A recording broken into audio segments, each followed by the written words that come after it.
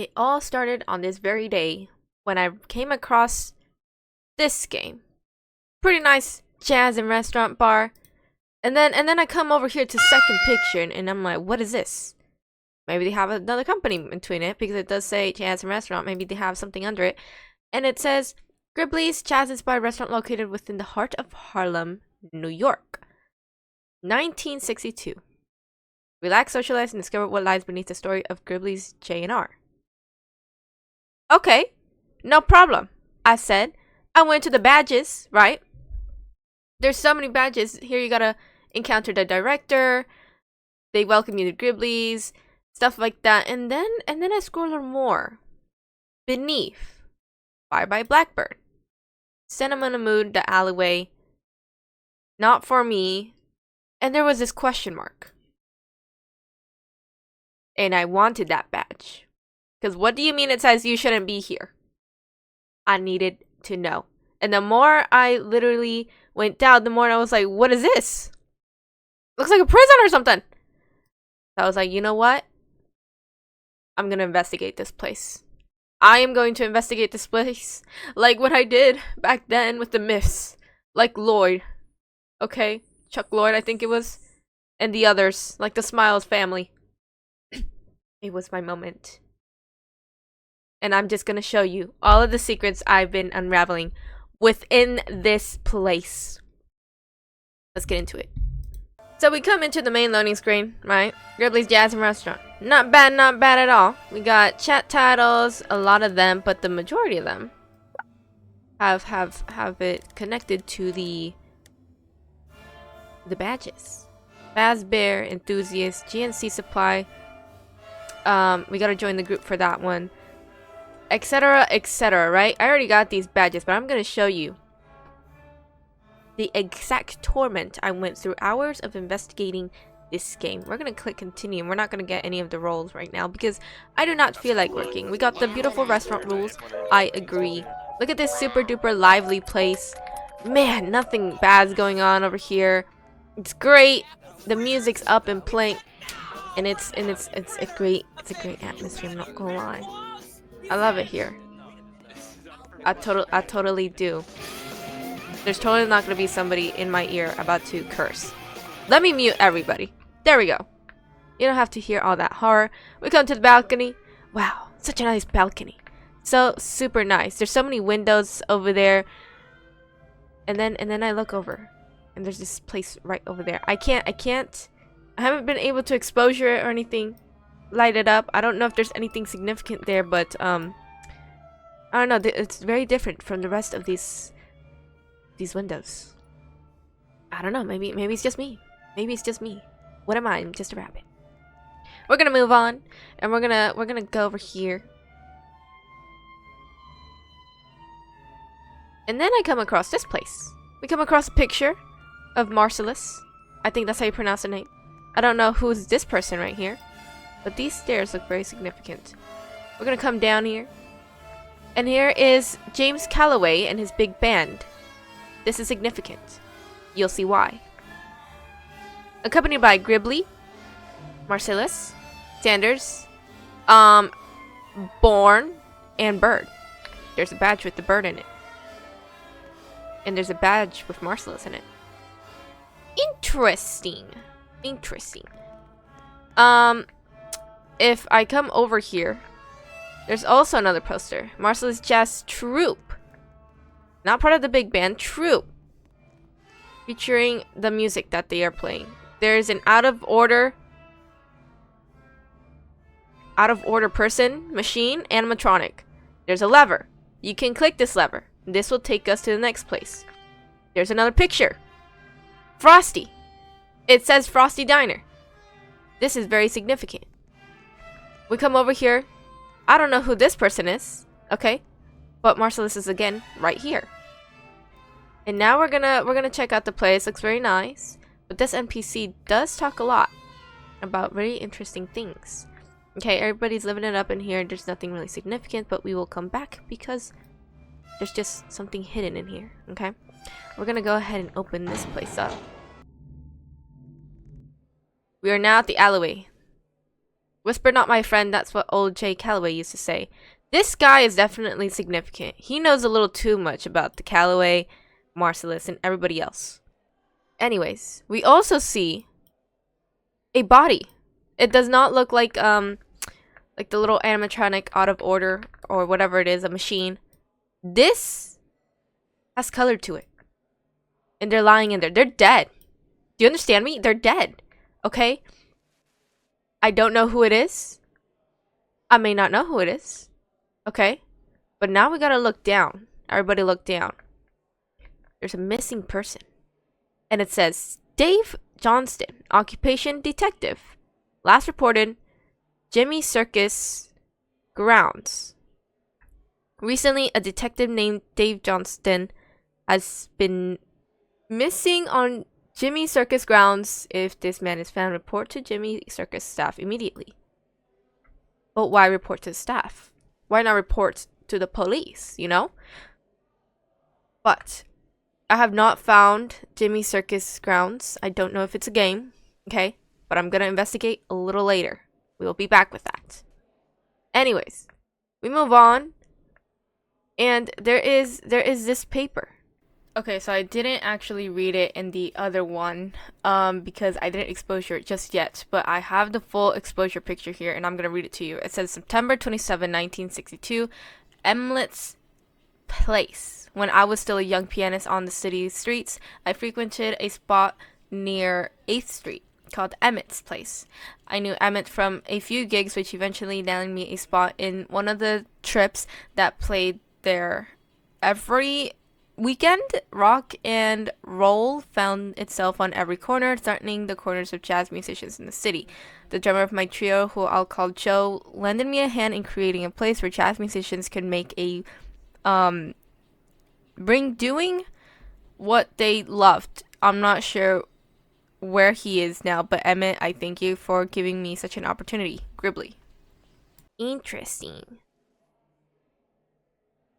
Very interesting.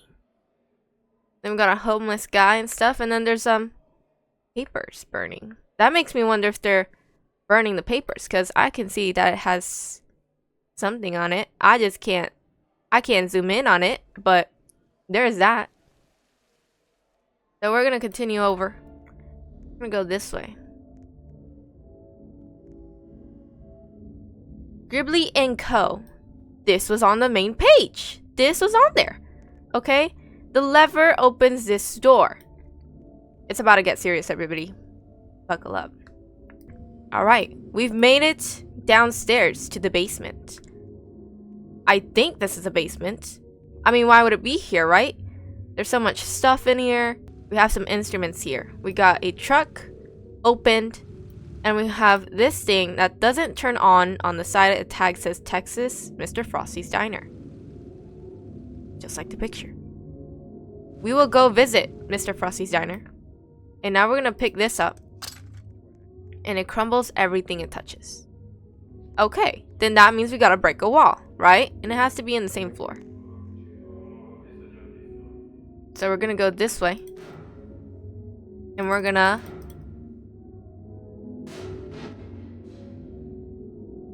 break this open. We broke it down, right? Okay, cool. We go through here. It's like a little tunnel. And here we are. Stairs. Like the picture.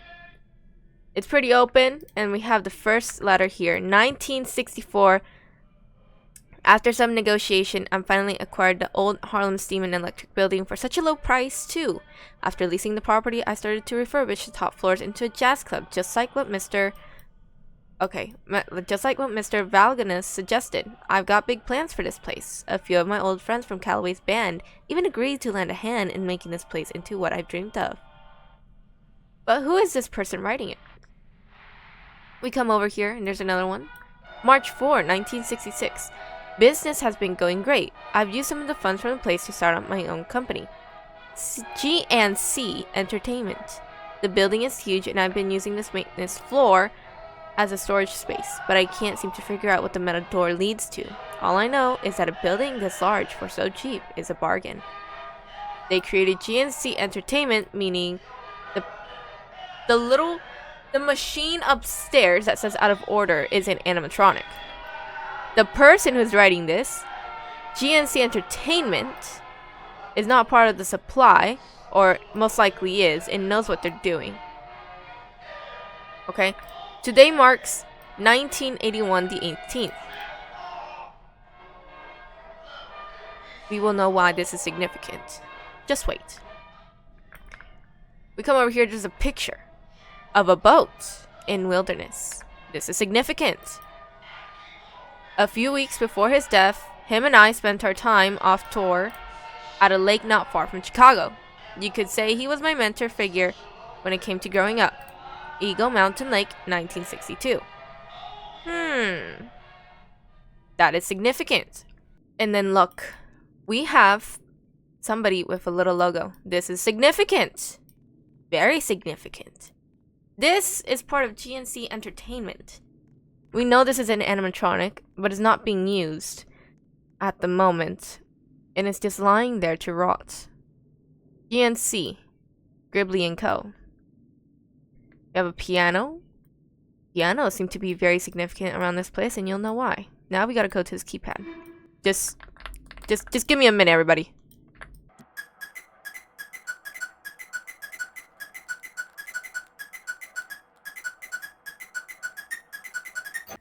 Also, guys, this is not the code. It's different for everybody.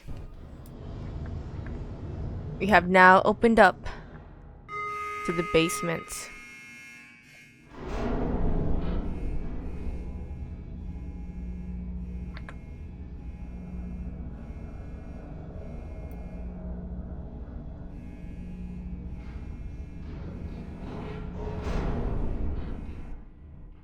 Welcome to the basement. Here we will find out as to why this place is the place it is. Okay? We're gonna come down here, and I'm gonna make sure to mute everybody. Of course, we do not want anything to happen while we're down here. There's a lot of mannequins here looking down. They're quite really everywhere, and we're gonna go into this door. There's a lot of boiling stuff, the little boilers. We find an axe. We're going to take this axe. Going to break something down. We're gonna go through here. And we're gonna break this first. We've come into the first room. On the newspaper, it says November 19th, 1954. A newspaper that's rather difficult to read. 154 killed in factory fire. Workers trapped within the basement of the building were burned, causing the building to close immediately for investigation. The building was later put up for sale at a low cost, yet few have intentions to buy it. And we have a key right here. So we're going to take that key. In this one, it says 1954. This just in, the Electric Peatly report that the structure was fully leaving nothing but ashes. Personnel was able to evacuate area, building as authorized. Cause of fire, citizens are urged to stay as cleanup continues, not been, but is likely a local criminal. It says, structure was fully leaving nothing but ashes. Ashes? In a fire in a building. Interesting. Maybe wood, probably, but this place is too structured. We're gonna click the next one. September 26, 1977. No wonder this place was so cheap. A large fire broke out in the boiler room that killed all the workers in here. I finished cleaning the ash and soot off the walls, but can't seem to get rid of these mannequins. I'm a little afraid to even touch them, to be honest. Can I? I've been sleeping down here lately, trying to figure out why this place burned, but I'm not buying the spoiler story. So, the detective has come down here to investigate as to why the connection in the alleyway there's a missing person. This person has been investigating this place from the very start. Okay, we're gonna move on. So as you can see, so many mannequins. I came over here, but the problem is this place does not open just yet. It says it won't budge, maybe come back later. I even tried to wait for maybe an hour, maybe like a little over 2 hours probably by the amount of time I've been down here, but it just never opened. So I think we might have to be waiting for an update to happen. Anyways, moving on. As you can see, there is a mannequin that's fallen over and there's some dry red paint. I don't know the significance to that, but I do seem to see that a lot. Now we're going to go over here, and this is the boiler room, which it all happened. There are so many mannequins in here, which just goes with the story. August 16, 1977. A whole closet full of these things. I've been hearing footsteps around these hallways, but I'm not the only one down here. There's no explanation left by the previous managers of the building why there's so many or what they're used for. I've been counting them. I stopped at 154 mannequins. So this was before they tied it down to the last letter that we read. And now we're going to go over here and we're going to read a little more as to why this place became as to what it is for workers. And now we're here. This is where the other badge shows you. We're going to take the key. We're just going to open the door. And it swings by very slowly. We can see a revolver is right here. A gun was used. Who knows for what case, but this person is on the ground. We're going to read the letter here. November 18, 1954. Final notice. Foreclosure pending. Your account remains overdue in the amount of $128,320. Multiple notices have been sent with no response. Failure to resolve your outstanding balance may result in the seizure of the property and or legal action against Harlem Steam and Electric. And now we come over here to the next letter. December 24, 1977. I found a stack of old bank statements addressed to Jonathan Orwell, CEO of the Harlem Steam and Electric. This company was drowning in debt, loans unpaid, interest piling up, overdue property taxes. This guy was desperate to keep his finances afloat, it seems. Jonathan Orwell. Very significant. And now that we are done with everything down here, there's nothing more to investigate. The door does not budge, but we can understand the story of these poor mannequins. And here's one with a worker's hat. They all died in the fire by the boiler room, and they just left the finances to pile up. We're now going to go upstairs, and I'm going to show you guys something interesting. Shocking maybe for you guys.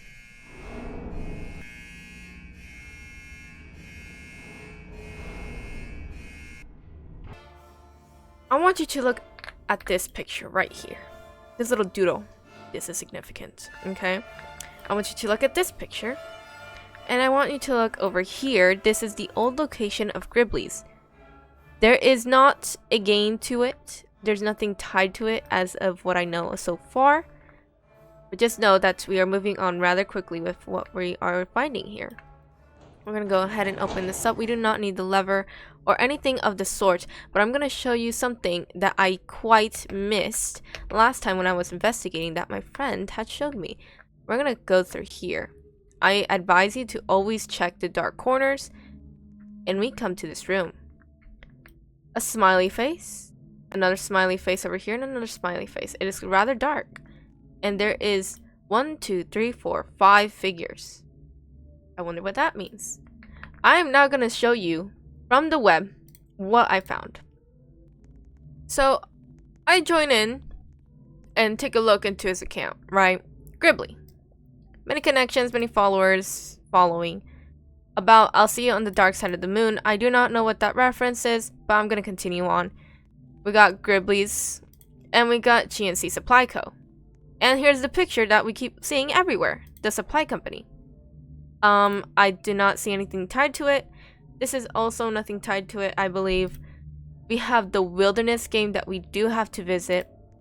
And here we find Social Wave, property of Smile Capital, building tomorrow with a smile, social.mp4, and we have the smile face. That connects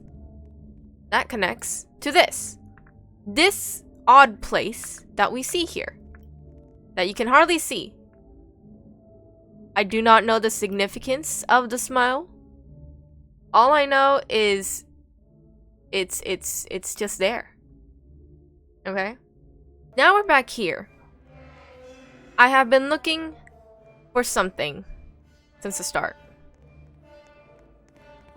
And I was wondering where it was. I am just about to shock these people. I'm not gonna lie to you. I'm gonna shock these people by going through a secret passageway that is really relevant to what I'm gonna do. We go through here, and now we're in basically the back rooms for some of you guys. And we do have a quest here that will take you to the rat quest. Now this will get you a rat plush, and it's so cute. And you collect cheese for the rats. They are so incredibly awesome. Okay, so let me show you the way to the rats. If I remember correctly, I think it was somewhere around here. Do not fall in there. I advise you, do not fall in there. It's not worth it. Where did they go? We're gonna find a lot of writings on it. This is so far what I found. It says, where did they go? I think another one was like, this place isn't real or something like that. Something along those lines. But oh yes, here it is. It's not real. Almost like they're tripping themselves to saying like, oh, whatever is happening down here, it's just not true. It's not real. Guilty conscience or something. Anyways, we're here at the rat quest. You gotta talk to the rat. Make sure you click on him, okay? Yes, it says we need some cheese. Go find 3 cheese, and they're laying around. I will say that they are in the light, so you don't gotta go look through the dark corners. But I am going to move on, and I'm going to show you something super significant and where you can find the question mark badge, okay? I was on here for over like a few hours until my good friend decided to join and show me where it was. Did you make it through the dark? Awesome. Now we're gonna face the axe. And it's really hard to see. But it says, I believe it says, take me back to old Yazoo. We have a bloody axe here, I suppose. And we have Marcellus glasses down here. I am going to say Marcellus is most likely to have killed the detective, possibly. Not too sure. I don't think there's a connection to that, but there may be. But he definitely killed somebody. We're gonna move on, and we're gonna go join Frosty's Diner. We have made it to Frosty's Diner, and right behind me there's a gigantic Fazbear plush. Anyways, we're gonna move on, and we are at Mr. Frosty. This is the place where I told you guys to keep a lookout. We have the doodles on there, and we're gonna mute this. I don't want to get copyrighted, okay? Anyways, so let us move on. Here it says the global minutes leaderboard and whatnot, and we do have an out of service place, but what is everything ever out of service? Okay, there's always something behind a door. Okay, we do see Marcellus figure right here with the glasses and the hair and the scarf. Same thing with this guy, and here is a picture of both of them sitting down and enjoying this lovely place. You can also see Callaway disc here. These discs were also in the other game. I don't believe there's anything in here. I did hover my mouse a couple of hot times just to see if there was ever anything, but looks like there's not. Again, with the pianos, I don't know why there's so many pianos. Okay, they're just there. They are just there. Anyways, we're gonna go ahead and get out of here, and we're gonna go ahead and go this way. So we're turning this way, and we're gonna go all the way back here to the garbage disposal. You're gonna find toilet paper. Toilet paper significant, and just running along back. Every place has to have a bathroom, right? So we see the women's and the guys. So we're gonna open the women's, and as you can see, this darn door doesn't bark. Like, it literally doesn't budge. Bart? Who's Bart? Anyways, so we come over here, and here you can click. You put it down, and this will open the out of service door. Ka-chow. See? See? Alright, boom. We opened it. GNC. GNC. They work together. Okay, here is the same thing, and here is the same thing. Okay? Okay? Do you see it? And right here is the crowbar. We need the crowbar. Let us go out and use the crowbar. We're gonna use this in the guy's room. We open it, and there is a hole. No, you cannot fall through the hole. It doesn't take you anywhere, okay? It is a mess in the guy's room, but it says 11/07/1960, the day the world went silent. James Calloway killed in Nashville. Shots fired at the Nashville Conference Center. There was music until there was gunshots. Erie Bird, the pianist. James Calloway was killed by a gun, referencing the gun in The Office, because he was in major debt and stuff. So he got into some issues there. Now, I will say that there is a note right here. November 21, 1960. Working hard or hardly working. I've been chipping away at this tunnel for the past month, and I've barely gotten anywhere. There's some city talk about bombs being dropped near major cities, and I'm sure Dallas isn't very far from destruction. In case things get hot, I've decided that I'm gonna build a shelter underneath the diner, so I can make some money until the time comes. From what I was told by a few passing folks in the jazz scene, New York has been driven crazy by all of this bomb talk. See Valganus. There's one more note.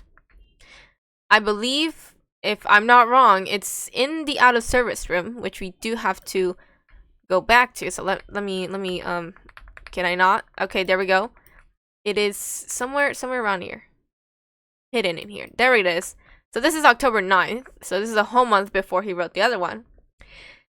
And it says, we usually don't open on Sundays, but with how much traffic Calloway's performance brought to North Texas, it would be stupid not to take advantage of the sales I can make. After the performance, a few musicians in the big band stopped by to grab a bite before their next gig. I remember having a good chat with the bassist and the pianist, Gribbly and Marcellus. They told me that they had some dreams of opening up a restaurant to promote lesser-known jazz musicians. And now that ties up to Valganus' little statement. No, wait.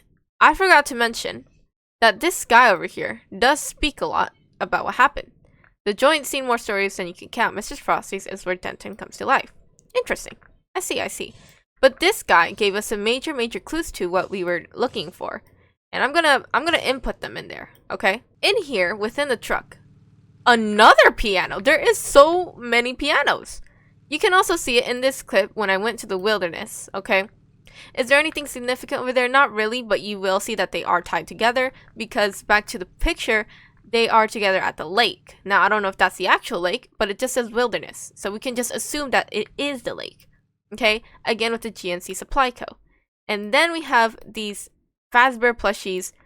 1, 2, 3, 4, 5, 6, 7. Yeah, something like that. And they say discarded and left for trash. I don't know if that is significant, but that is all I can assume. That's, yeah, there it is. Discarded and left for trash. But that is the end of the Frosty's Diner, and now we are going to make a little connection to everything, and we're gonna put the timeline all together, and I'm gonna show you some clips about me and my friends, just breaking everything down for you guys. Okay? Without 1974. Wait, what did I say in the? Remember that symbol right here? Green room?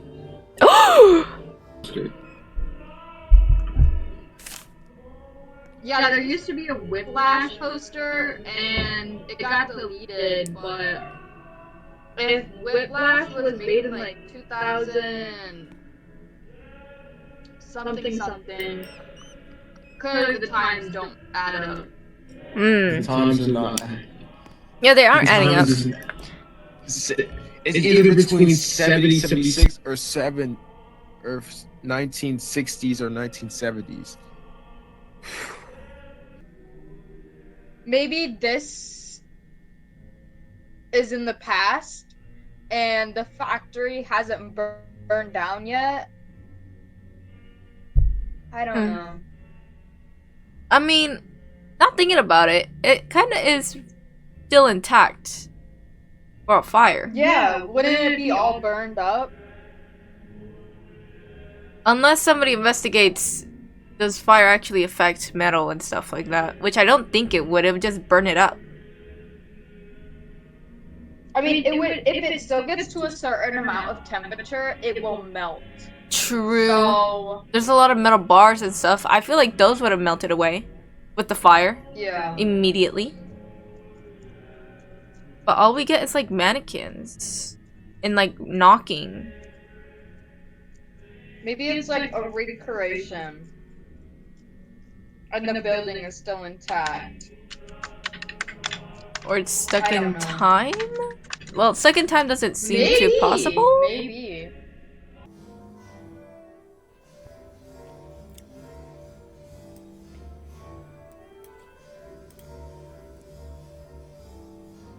Okay, first off, I just want to say James Calloway dying, quote unquote, created this place.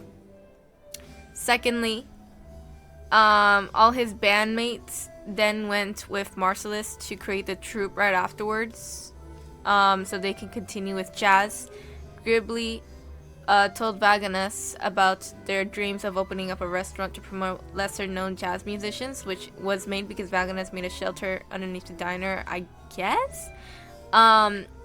Which then they had the club, the jazz club, be made up top, which leads to the letters and all that stuff. And then there was the photo with Marcellus and James Calloway together on the boat, and then he says like a few before his death he saw him as a mentor.